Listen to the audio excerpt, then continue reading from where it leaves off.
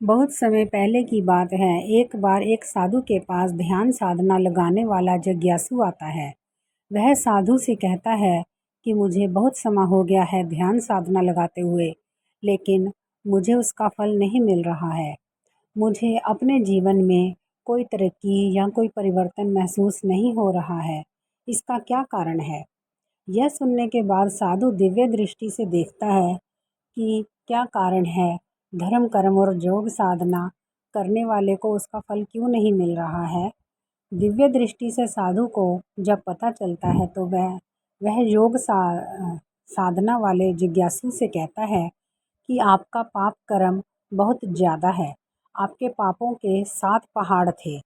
आपने जो धर्म कर्म और ध्यान साधना की है, उससे आपके जो 5 पहाड़ नष्ट हो चुके हैं और बाकी 2 अभी बचे हुए हैं। जब तक वह 2 पहाड़ समाप्त नहीं होते, आपकी तरक्की नहीं हो सकती।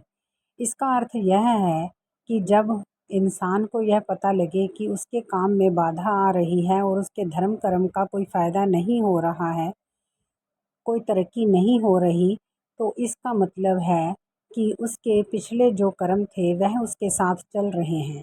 जिस हिसाब से आपके बुरे कर्म हैं, आप उस हिसाब से धर्म कर्म नहीं कर रहे।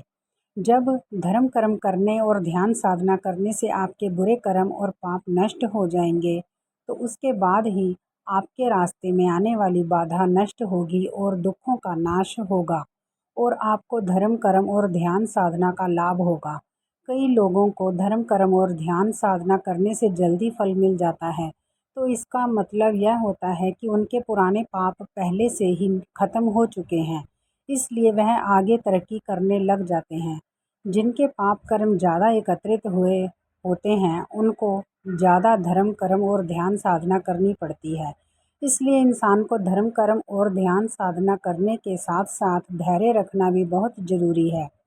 ईश्वर सबको अपने अपने कर्मों के अनुसार फल जरूर देता है।